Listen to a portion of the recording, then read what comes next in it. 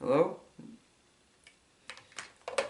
Criterion still won't get back to me. I asked them last July for a Laserdisc catalog, and they haven't answered.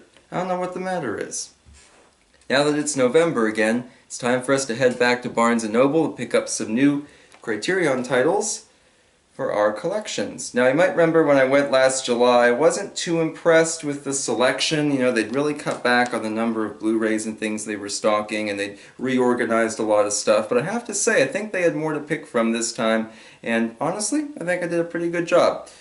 So, let's dive in. We'll start with spine number 1009, 1938's Holiday. If you've watched some of my other Criterion videos, you know one thing I do for every sale is upgrade something I've had on VHS or DVD for years that I've just never bothered to purchase a new copy of, so I figured it was about time to upgrade this copy of Holiday that I've had. I'm not a huge fan of Holiday. A lot of the people who worked on it went on to work on the Philadelphia story in 1940, which has never been a big favorite of mine. I like the musical version, High Society, much better. But I did want to get this to give the film another shot, and I thought, you know what, I'll appreciate a Blu-ray copy more than a beat-up old VHS I found at a thrift store. Also of note, this features a bonus film, the 1930 version of Holiday, which I've never seen. Both feature Edward Everett Horton in the same part, so that's pretty cool. But I thought, well, I'll watch that, and I'll give Holiday a new watch, and maybe I'll have an appreciation for it. So that was my big upgrade, or one of my big upgrades, as you'll see for this time. But Cary Grant can do no wrong. Going chronologically by movie, from 1986, spine number 107, Mona Lisa, with Bob Hoskins, the original cinematic Mario. So I've never seen Mona Lisa, but I do love Hoskins' 1980 film, The Long Good Friday. Very underrated film. I believe this was a Criterion release too, but I don't have this one, sadly. I ought to get it. I ought to upgrade this old clunky VHS copy. But nonetheless, I thought, you know what? With him playing kind of a seedy underground character again, I think it would be a good way to see how does this stack up against The Long Good Friday. Something different there, and another actor that I like in anything, you know, Bob Hoskins, good guy. Like his acting. Another upgrade, this one I did more out of necessity. You might remember Kevin Costner's popular baseball film Bull Durham from 1988. My VHS copy here is broken. It was broken when it was given to me. So I had to shell out and get the Blu-ray there with its nice baseball cover. Spine number 936. And back cover for you. So now I can finally enjoy it on a functional piece of home media. Much I love VHS tapes. Very easy to wear them out, easy to break them, so on. So I don't really remember this film. I've never been able to sit and actually enjoy it. Now I can.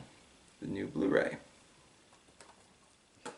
I needed some newer films in my collection too. As I'm putting together my next watch-through list, I said, well, I should look for things from, you know, the late 2010s and the 2020s, and I thought, well, a dramatic film for Adam Sandler, Uncut Gems. That looks pretty interesting. This is from 2019, spine number, can't see because of the shrink wrap. Oh, 1101, there we go. I kept the shrink wrap on the outside because this has a slip case. You can slide it out. Some cool holographic artwork there. I hope it shows up okay on camera.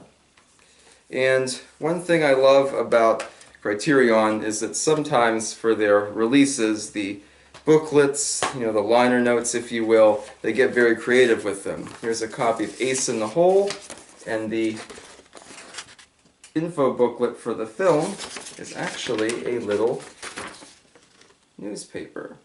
So these are all the essays by the film critics and all the technical stats and stuff, but it's presented in this really fun, immersive way. I like that a lot, and I can't recommend Ace in the Hole enough. Terrific movie. I've had this one on Criterion for a while.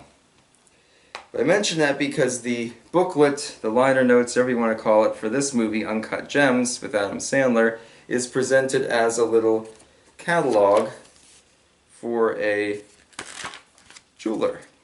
There's advertisements and fake order forms and whatnot. This is the kind of reason why physical media, I think, will never truly die out, because you can get all these fun tangibles, all these fun little items included in there, and they add so much character to a film or to a collection. So I thought, well, you know, dramatic film by Adam Sandler. You know, I grew up watching him in all his comedies, The Waterboy and whatnot, because they were all big when I was a teenager. So it's nice to see him in something a little different, maybe a little more mature there. And, alright, last one. One they were really pushing because they had a lot of copies of it was The Triangle of Sadness. And I don't know much about this, but when I read the box, it reminded me a lot of Parasite. Now, I was kind of skeptical about Parasite, but I actually really liked it, and I highly recommend it to other people. And I don't have the Criterion one for that, sadly. That'll be an upgrade for the future. Maybe I'll get it on their 4K UHD release. But I decided to try Triangle of Sadness, as it has kind of those similar vibes in reading the back of the box there. I know Woody Harrelson is kind of randomly in it, so that could be something interesting. But I thought, well, a movie about bizarre influencer culture that turns violent, yeah, that could definitely be something fun. So I figured I'd give Triangle of Sadness a try and build my collection for 2022, because I don't really have too many DVDs or Blu-rays.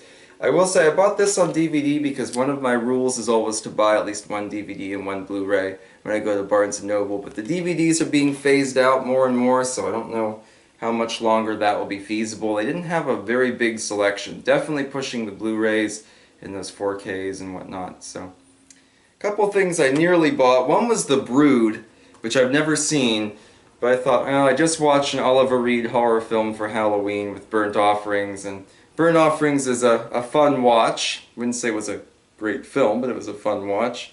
And I thought, I didn't really want another Oliver Reed horror film.